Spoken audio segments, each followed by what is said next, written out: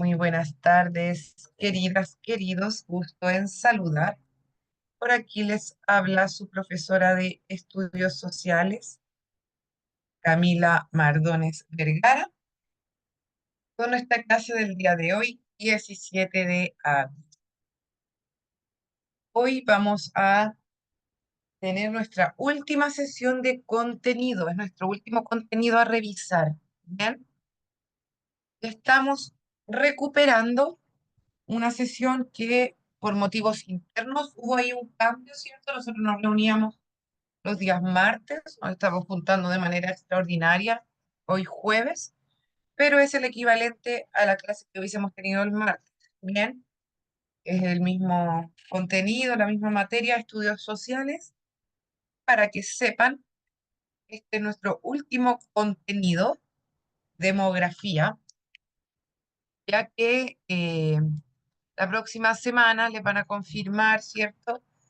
El horario en que deben hacer su ensayo de la prueba y vamos a tener una revisión del ensayo, pero clase de materia, materia propiamente tal como contenido nuevo. Esta es la última, nuestra última materia. Bien, así que bueno, mientras esperamos a ver si alguien más se conecta y les voy saludando, les pido también que anoten su nombre en el chat para luego ingresar la asistencia. Y les pido que anoten el título del contenido del día de hoy, que es demografía.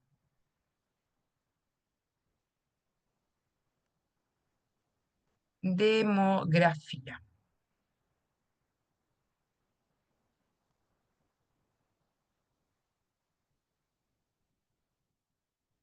Nuestro objetivo o objetivos del día de hoy son los siguientes.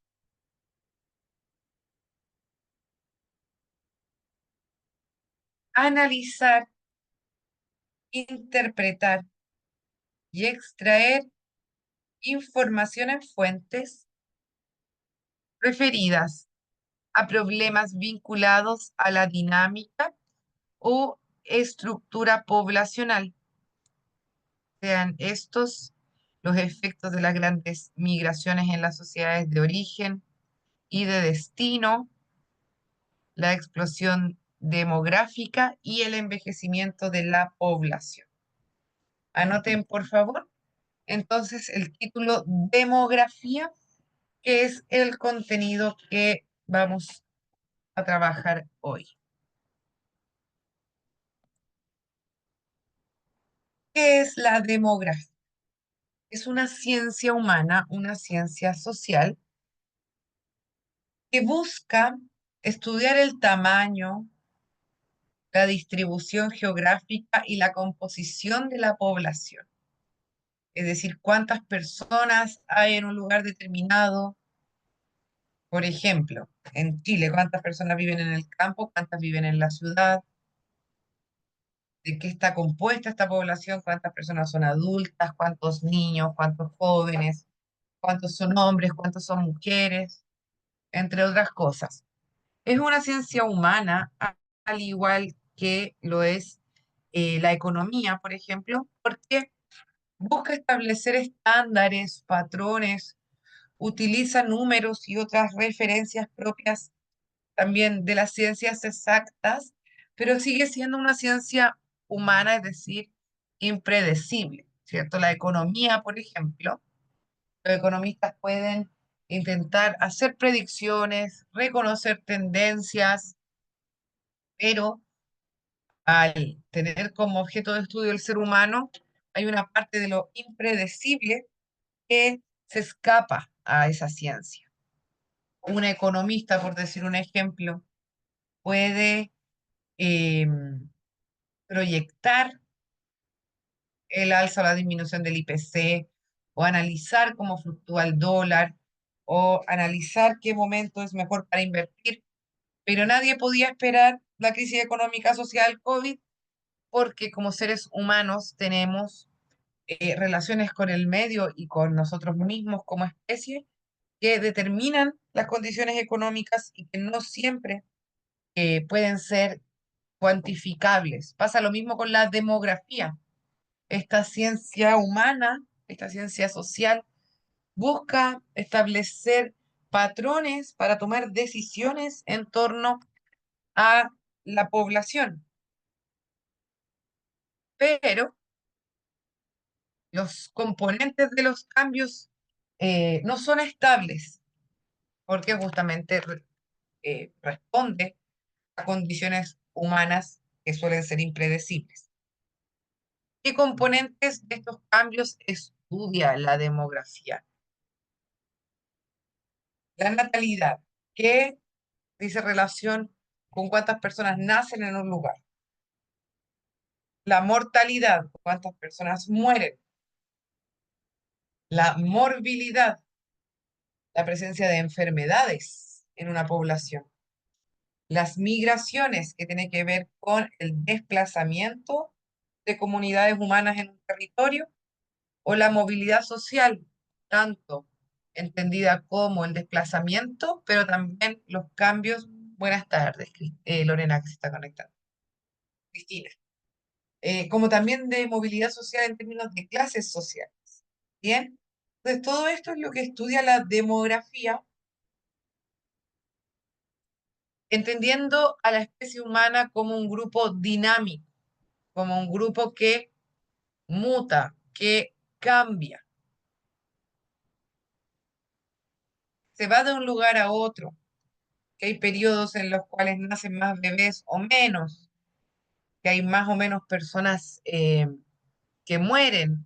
Las enfermedades también influyen harto en la tasa de mortalidad. Por ejemplo, eh, tomando el ejemplo del COVID, ahí aumentó la tasa de mortalidad y era algo que la ciencia no puede predecir a ciencia cierta, valga la redundancia, pero que sí intenta establecer patrones como las otras ciencias humanas, como la antropología, como la economía.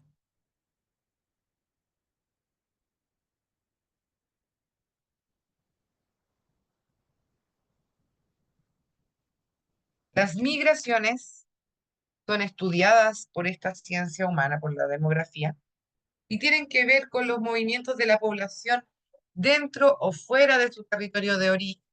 Es decir, no es solamente la migración cuando uno se va de un país a otro o cuando traspasas esa frontera nacional, sino que también hay migraciones internas, como fue el caso de Chile a comienzos del siglo XX con la migración campo-ciudad, o cómo se puede dar, ya que estamos con los ejemplos del COVID, muchas veces de una zona a otra. No sé si ustedes recuerdan que cuando comenzó la pandemia, hartas personas se fueron a zonas rurales, o por ejemplo el Quisco, el Tabo, todos los balnearios de zona central, se llenaron de personas.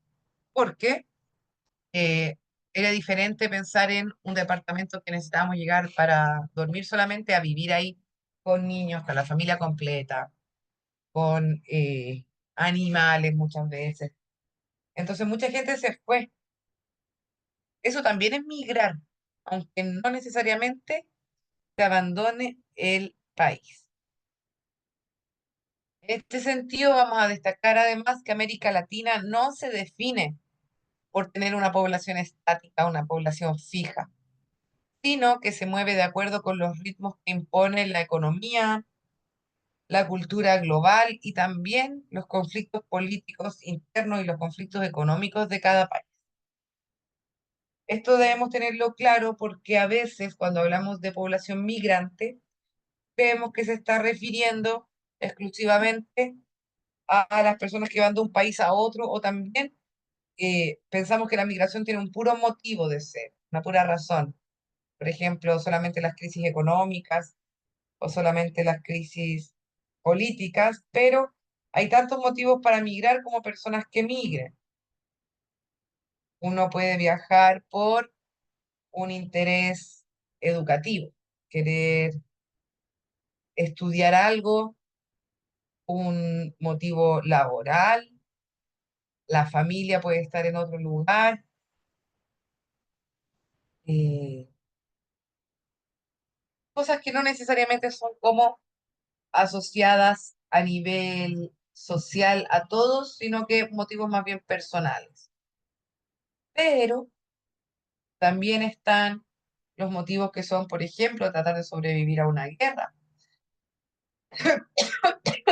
Perdón, como fue el caso de, eh, recuerden de los últimos ataques venga, qué pacha, de Rusia a Ucrania.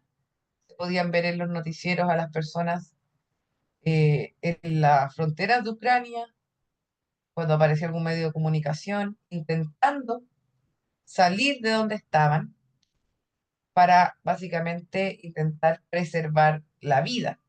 Eso es completamente a viajar porque quiero estudiar. O es distinta la migración o el desplazamiento que hicieron las poblaciones perseguidas por los nazis, ya que la semana pasada hablamos de guerras mundiales. Ah, si yo quiero viajar porque me quiero especializar para tener alguna oportunidad laboral. Sea como fuere, hay múltiples motivos. Las personas migramos por infinitos motivos. Estamos dando solamente como ejemplo los más relevantes o los más mencionados, pero hay personas que migran porque quieren estar más cerca de su familia, porque hay alguna guerra, porque no están de acuerdo con el partido político que está liderando, porque hay una dictadura y la persecución pone en riesgo tu vida, porque quieres estudiar algún idioma. Bien, hay múltiples motivos para migrar, no existe solamente un tipo de migrante o una pura motivación para migrar, hay múltiples motivos. Asimismo, también hay múltiples destinos, siendo, para el caso de los latinoamericanos, muy llamativo Estados Unidos y España, como vamos a ver en una de las siguientes diapositivas.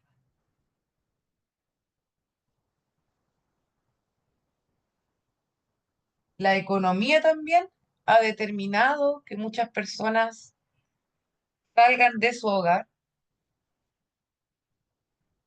de sus lugares de origen, para buscar mejor calidad de vida.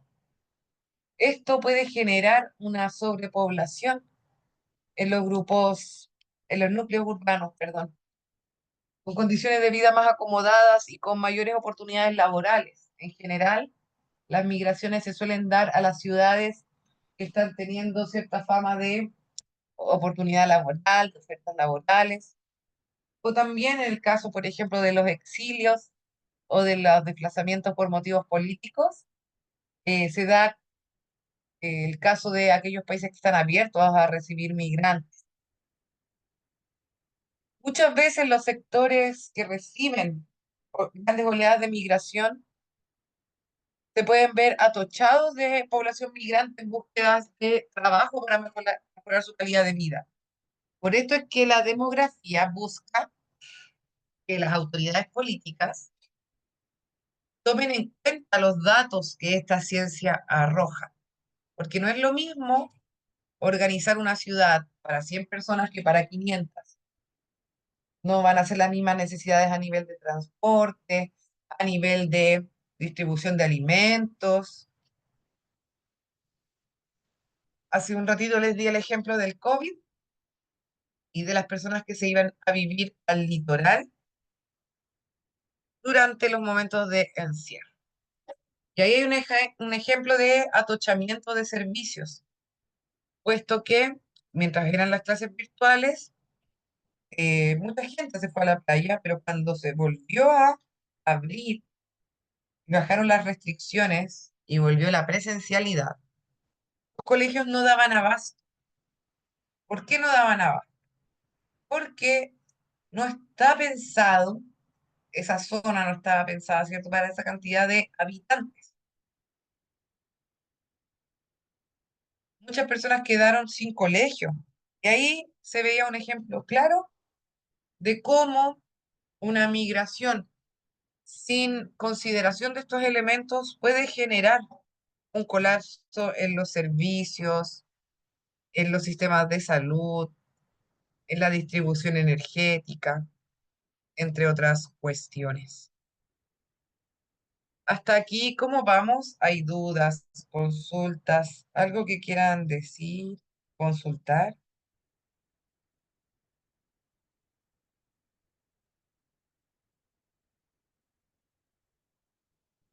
¿Cómo vamos hasta acá?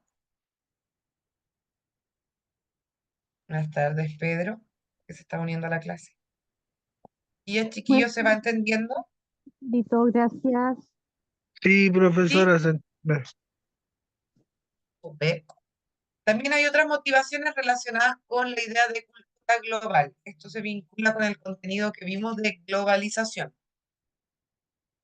Hablamos en ese momento de la homogeneización cultural, o dicho de otra manera, como está aquí, la estandarización.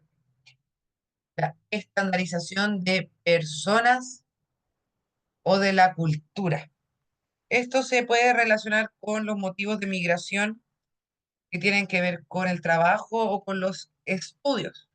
Pasa que muchas veces, por obtener herramientas para desenvolvernos en la sociedad actual, nos movemos para conseguir un objetivo educacional o laboral. Cuando hablamos en la clase de globalización del concepto de estandarización, eh, analizábamos cómo algunos detractores de la globalización, es decir, personas que criticaban o cuestionaban la globalización, apuntaban a este asunto como un peligro para las identidades locales. Es decir, que junto a la estandarización de las personas, de nuestras habilidades o de la cultura, se ve en riesgo, decían los detractores que estudiamos en esa clase, las identidades locales o particulares. Pensemos en el ejemplo del idioma.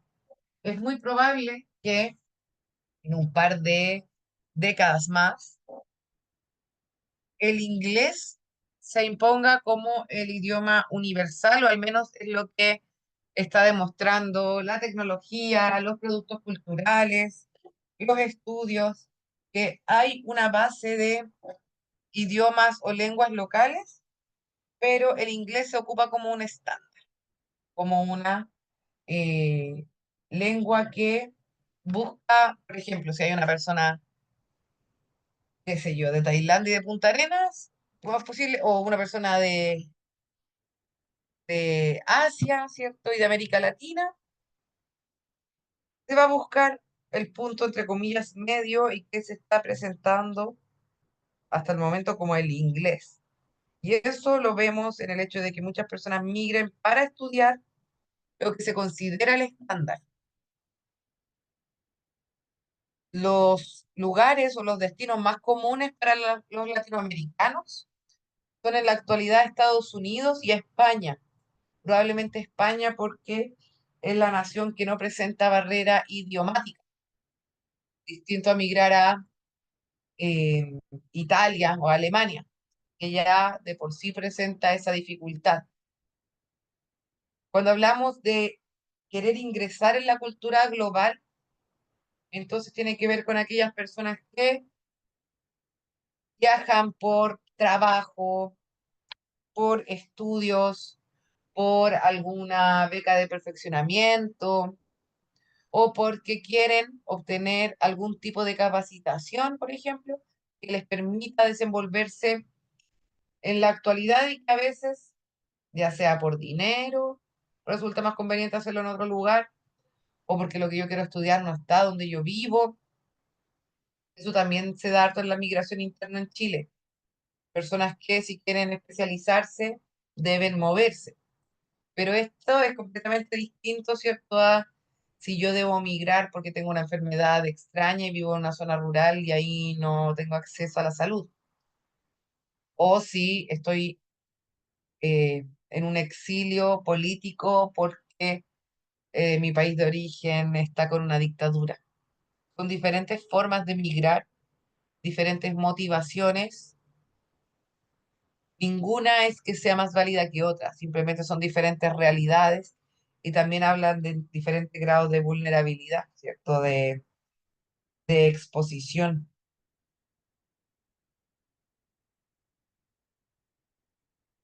Voy a continuar.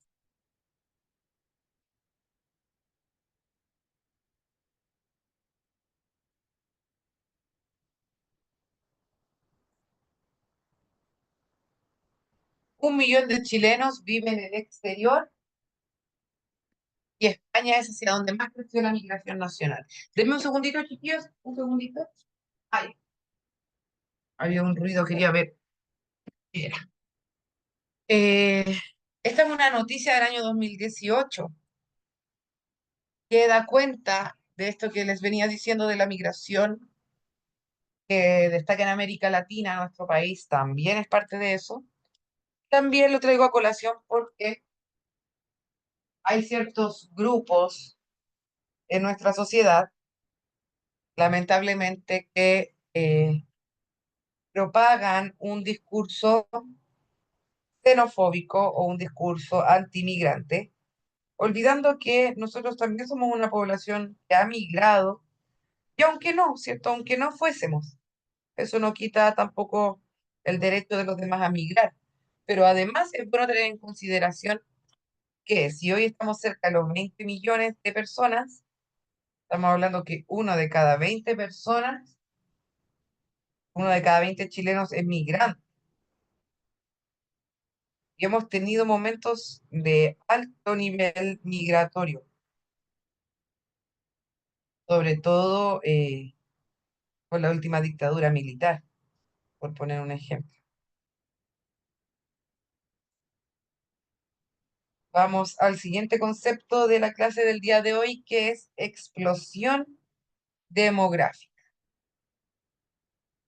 Como su nombre lo dice, explosión es algo repentino, algo no esperado y algo atípico, algo extraño. Es un rápido incremento en un número de habitantes en un país o región. Esto genera una mayor demanda de recursos, por ejemplo, de alimentos para ser consumidos. Y en otras palabras, esta explosión entonces es un incremento atípicamente alto, fuera de lo esperado. Por eso no es solamente crecimiento, porque siempre hay personas que nacen, ¿cierto? Siempre hay un crecimiento social o hay un aumento en los nacimientos.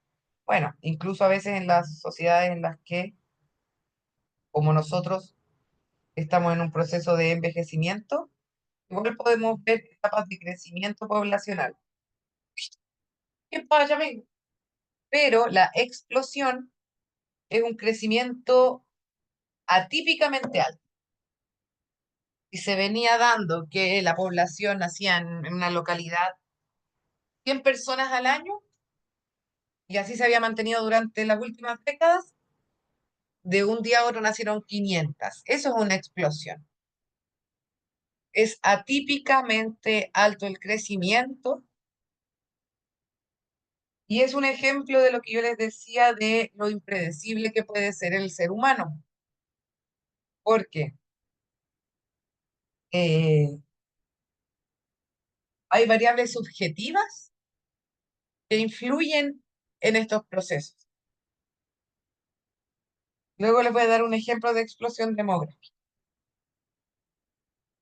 Dejo un minutito para que apunten esto. Esto podría ser pregunta de prueba. La explosión demográfica.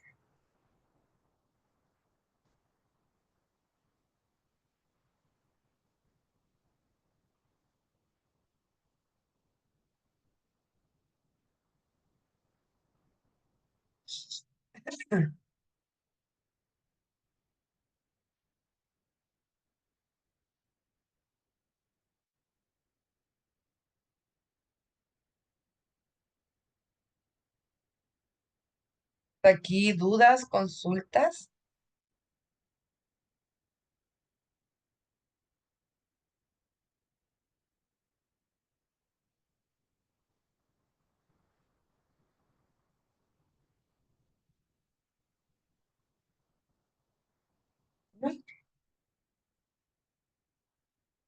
Lo anterior, lo que venimos charlando de la explosión demográfica, tiene impacto no solo desde el punto de vista demográfico, sino también económico.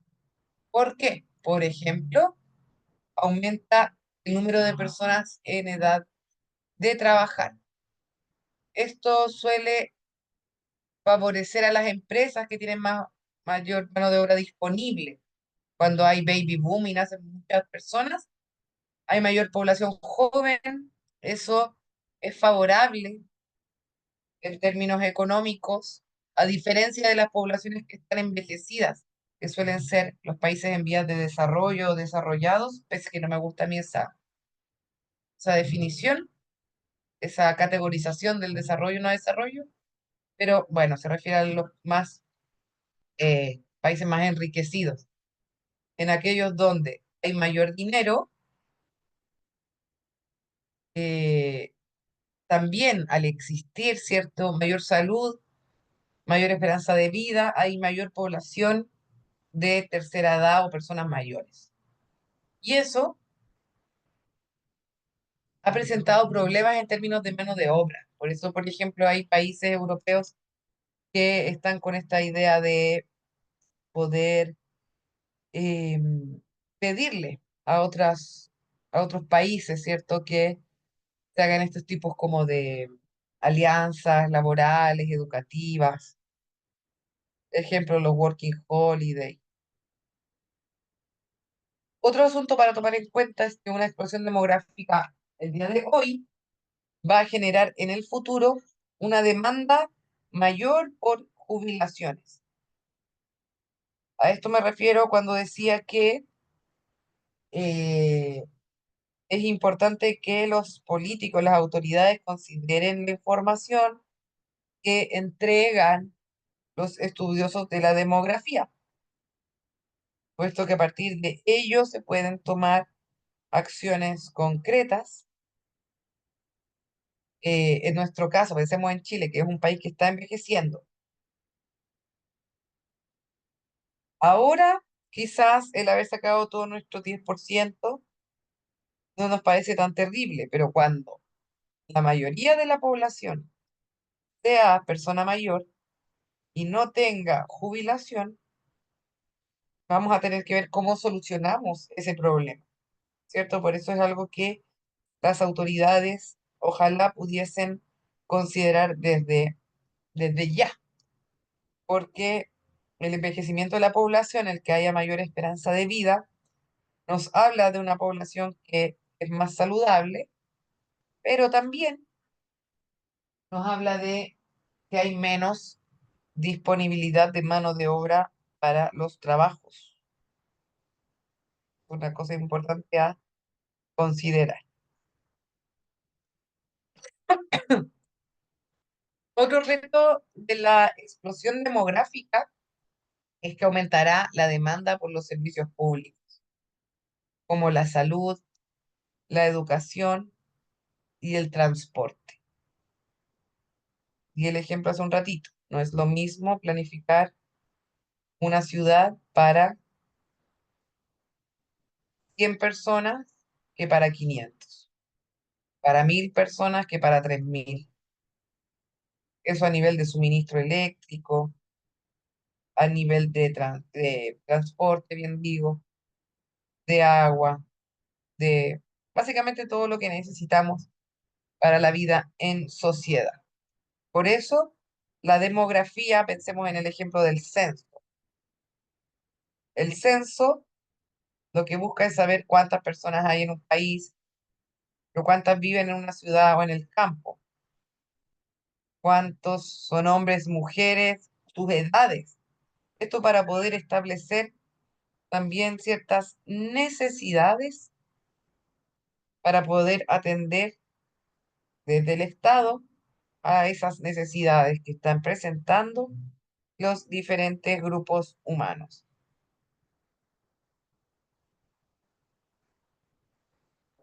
¿Se va entendiendo? Sí, profesora, clarito. Genio. Variables que influyen en la explosión demográfica. Vamos a ver que este suceso de explosión, es decir, el aumento atípico de personas en una ciudad o en un país, tiene diferentes motivos por los cuales se da. Vamos a verlos a continuación. El primero es la tasa de natalidad. Les pido si lo pueden apuntar, por favor, lo anotan en el cuaderno. Esto podría ser pregunta. Uy, espérenme. Podría Podría ser. ser pregunta de prueba. Chiquis, ¿pueden apuntar esto? Me dan un segundo, voy a buscar un vaso de agua.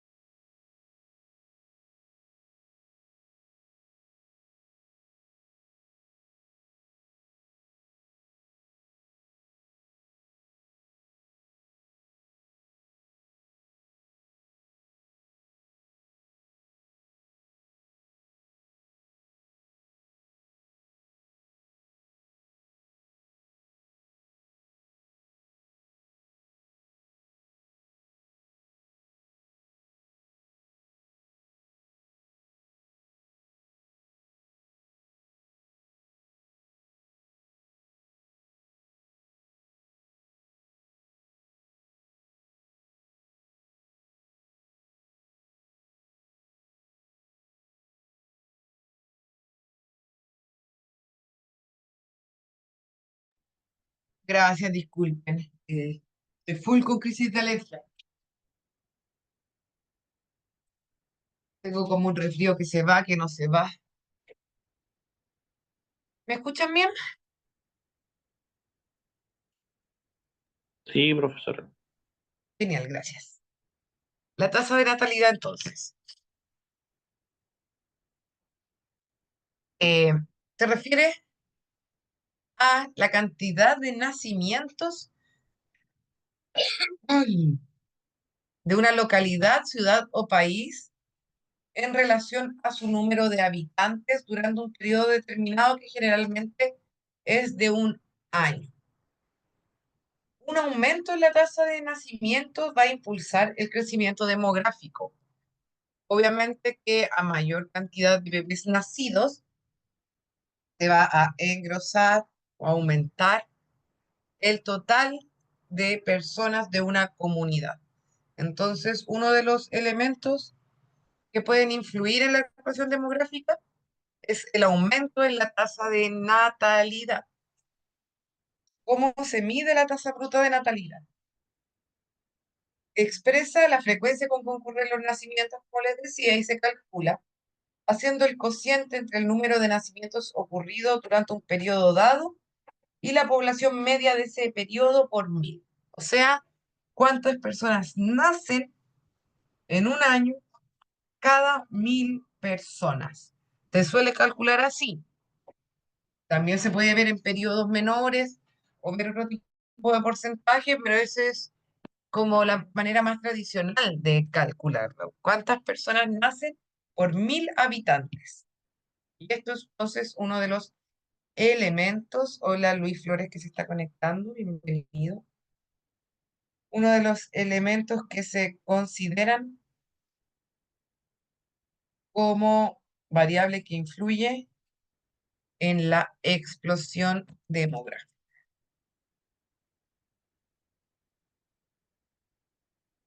El otro es la esperanza de vida. Cuando aumenta la esperanza de vida, quiere decir que las personas son más longevas, que viven más años.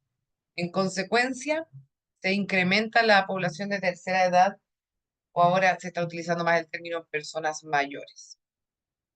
Esto es un fenómeno fácilmente observable durante los últimos años, debido principalmente a los avances en la medicina y en las mejoras en la calidad de vida. Esto también es un fenómeno que se está dando a nivel mundial, a nivel global, pero sobre todo en aquellos países o regiones en los que las personas tienen acceso a salud oportuna. No es suficiente que haya avances en la medicina, sino que además las personas deben poder acceder a estos avances. De todos modos, es un proceso que se está dando a nivel global, el aumento en la esperanza de vida. Las personas viven más y esto también es un elemento que puede participar de la explosión demográfica. O sea, tanto que las personas nazcan en mayor medida, que aumente la tasa de natalidad, como también que las mismas comunidades permanezcan más tiempo vivas. Y antes nacían 50 niños, pero vivían hasta los 50 años. Después quizás nacen 20, pero si se mantienen vivos, también pueden influir en las tasas de crecimiento del periodo que se esté midiendo en el futuro. Bien, o sea, puede importar cuántos niños nacen hoy, pero también cuántas personas que nacieron hace 50, 60 años han aumentado su esperanza de vida, puesto que ese grupo también aumenta la cantidad total de población de una localidad.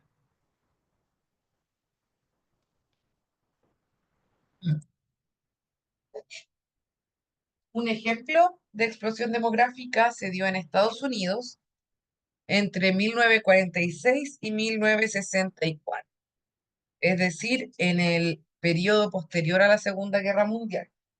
La clase pasada estudiamos las guerras mundiales.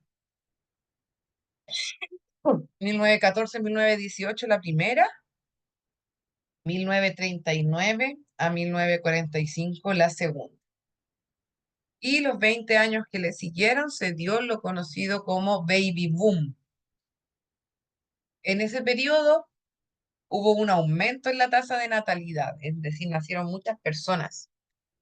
Y esto podría tener varias explicaciones. Algunos historiadores han dicho que tiene que ver con la paz que la ciudadanía comenzaba a vivir tras 50 años, ¿cierto? La primera mitad del siglo XX, de guerras mundiales.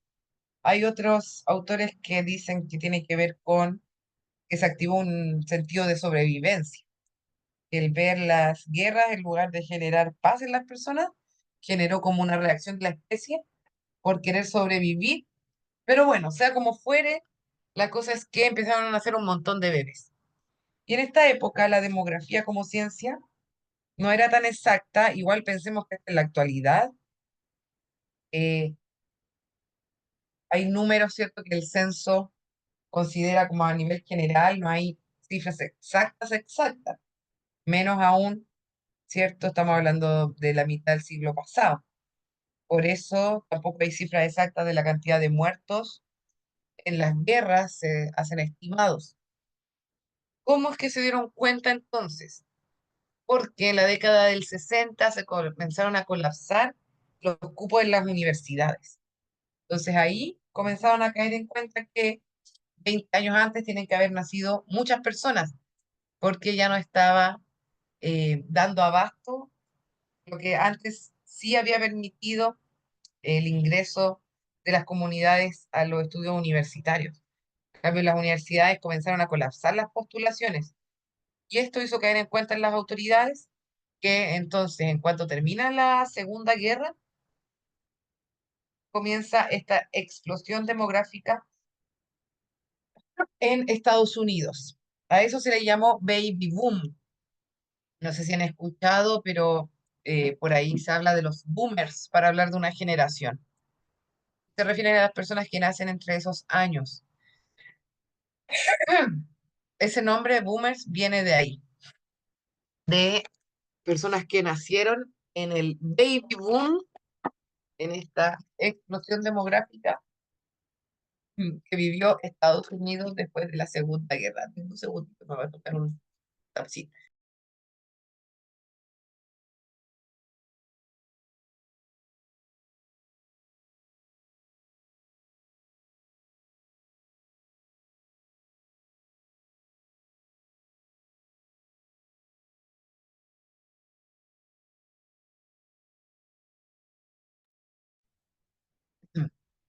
Y el último concepto que vamos a trabajar hoy es el envejecimiento de la población como proceso general y cómo se da este proceso de envejecimiento de la población en Chile. Por favor, le pido que ahí tomen apuntes de las primeras líneas. Lo más importante, esto podría ser pregunta de prueba también, lo del envejecimiento. Por mientras voy a leer los nombres que están en el chat para la asistencia, a ver si se me queda alguien afuera. Ustedes me confirman. Está Luis Flores, Mario Muñoz, Carolina de la Rosa Quiñones, Aaron Riveros, Presente. Cristina, Cristina Navarro, Rodolfo Serrano, Pedro Tirado y, a ver, Luis Flores y Aaron ya me habían dicho antes. Ahí hay 7 personas y hay 8 conectados. O sea, hay alguien que no escribió su nombre en el chat. ¿Quién? Señorita Molina, Carlos Molina. Perfecto. Yo lo acabo de escribir para que no se me vaya a pasar entonces. De Mario ocho González, personas. profesora. ¿Pero Mario González anotó su nombre o no? Tampoco. Ya lo anoto. Espérenme. Y hay 8 conectados y hay 9 en lista. Significa que alguien anotó y se fue. El envejecimiento de la población. Gracias, chiquillos, por confirmar. Es el aumento de la proporción de personas de 60 años y más. Es un fenómeno que afecta en forma global a la humanidad, pero principalmente, como les había dicho, no me gusta esta distinción entre eh, países desarrollados o en vías de desarrollo, primer, segundo mundo.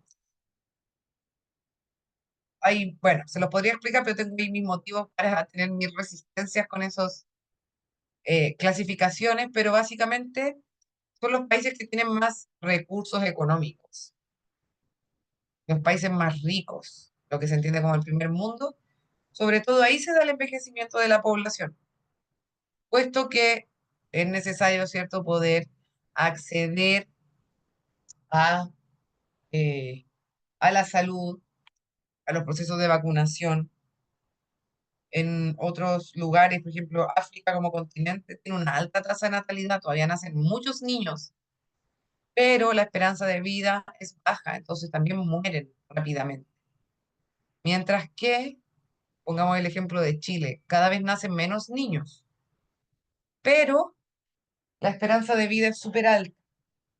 Y eso lleva como consecuencia a que hay población, pero en su mayoría es población mayor. También pasa eso en Europa. Entre 1960 y el año 2015, la expectativa de vida al nacer, o esperanza de vida total, aumentó casi 20 años en el mundo, 18 años en total. Fíjense, en la década del 60, la esperanza de vida era de 53 años, mientras que en el año 2015, esto, estamos hablando a nivel mundial global, llegó a 70, 50 años, imagínense. Por eso cuando las mujeres llegaban solteras, los hombres llegaban solteros a los 30, les decían se te pasó el tren y esas cosas, ¿cierto? Porque iban a vivir hasta los 50 años. En cambio ahora, que vivimos mucho más, los solteros de 30 años, estamos en nuestro mejor momento. Oigan, alguien acaba de ingresar vi- hay un participante más. ¿Quién es para añadirle a la lista? ¿Quién acaba de ingresar? O quizás era la persona. Ahí está, Eric Aedo. Eric, consígase después la materia, trate de ver la clase ya porque estamos terminando. Estamos finalizando el contenido de historia, ¿ya? Para que sepa, estamos trabajando con demografía. Bueno, decíamos entonces que en la década del 60 era la esperanza de vida de 53 años y el año 2015 a nivel mundial llegó a los 71. Y eso que Chile tiene esperanzas mayores al promedio. Y este proceso de envejecimiento se va a dar a la combinación de tres factores. Primero, la disminución de la mortalidad antes de los 60 años, es decir, que las personas logren traspasar la barrera de los 60, por supuesto. Después, la disminución de la mortalidad de los 60 años en adelante. Y también van a influir las tasas de natalidad del periodo en que ellos nacieron. O sea, si hoy nacen 50 personas y esas 50 personas logran mantenerse vivas de aquí a 70 años más, van a estar colaborando en el envejecimiento de esa población del futuro, ¿cierto? Porque van a engrosar el grupo de tercera edad o de personas mayores de esa sociedad. Dentro de las características demográficas del envejecimiento, resalta la proporción mayor de mujeres que de hombres. No me pregunten por qué, tengo mis teorías, pero las mujeres vivimos más que los hombres. En la actualidad, por ejemplo, vean este ejemplo. A nivel global, las mujeres son el 55% de la población mayor a 60 años.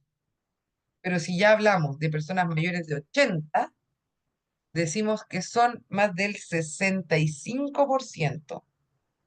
Es decir, de personas mayores de 80 años, casi 7 de 10 son mujeres. O sea, difícil conseguir pololo después de los 80. Aunque mi abuela, que quedó viuda hace poco, ya tenía pololo, no sé cómo lo hace. Esto también podría ser pregunta, no lo de mi abuela, sino de qué significa el envejecimiento de la población. Así que ahí sí pueden anotarlo.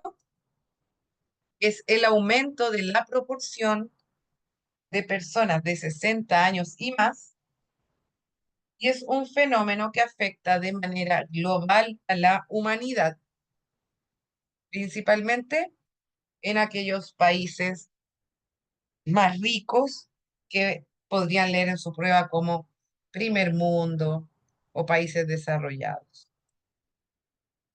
Esto porque para poder mantener a la población viva es importante tener un acceso a la salud y también porque las poblaciones envejecidas suelen tener bajas tasas de natalidad. Es decir, hay pocos niños, nacen pocos bebés en comparación a las personas adultas que hay.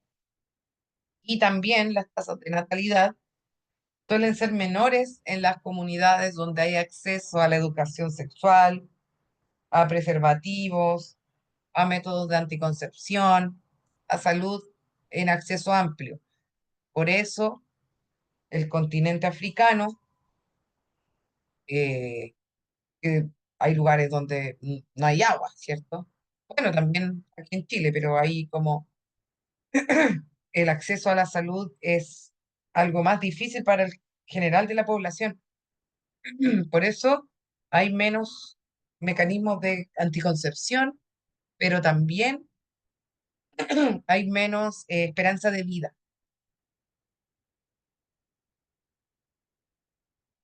Y en el caso de nuestro país, ya nos queda el último minutito y con esto cerramos. Esta es nuestra última diapositiva. El envejecimiento de la población en Chile. En este territorio, el número absoluto de adultos mayores ha aumentado casi 7 veces. Imagínense, entre el 50 y el 2017. En 1950, la población mayor a 60 años era de 416.000 personas, mientras que el año 2017 llega a 2.800.000, 7 veces más la cantidad de personas mayores. Es bastante. En la actualidad está cerca del 20% de la población chilena el grupo de personas mayores. En el contexto regional, y entendiendo por regional el continente, o sea, en nuestro continente, en el continente americano, Chile es el país que ha aumentado más rápidamente la esperanza de vida o la expectativa de vida nacional o esperanza de vida total. Entre 1970 y el 2016 aumentó de 60 años, mientras que en el mundo, ¿cierto? Era de 53, en Chile era cerca de 60, y el año 2016 ya era, en el caso de los hombres, de casi 77 años. Y en el caso de las mujeres, el 2000, o sea, en el 70, piensen, en la década del 70 ya era alta, casi 67 años. Y el año 2016 superamos los 82 años en el caso de las mujeres. En la actualidad debe estar como 85, es decir, ya nos estamos acercando a los 90 años como esperanza de vida en el caso de las mujeres y superando los 80 años en el caso de los hombres. Es bastante. Tenemos entonces, bueno, hasta al menos hasta el 2016, 79,5, 80 años como esperanza de vida total. Somos un país con un alto estándar en ese sentido, un alto nivel, una alta esperanza de vida. Esto se explica por varias cosas, como los procesos de vacunación, pero muy importantes en la segunda mitad del siglo pasado. Los esfuerzos que hizo el Estado por llevar a cabo campañas de vacunación, puesto que el siglo pasado muchas personas morían por enfermedades que hoy día están prácticamente erradicadas. En ese sentido, la llevamos como país. Tenemos muy buenas campañas y tuvimos el siglo pasado muy buenas campañas de vacunación, lo que hoy se traduce en que tengamos gran cantidad de personas mayores en nuestro país. ¿Sí? Dudas, consultas, algo que me quieran decir, preguntar, objetar.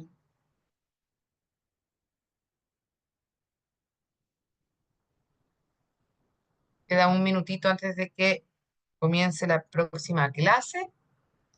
Quisiera saber si hay algo que necesitan que explique de nuevo de esta sesión.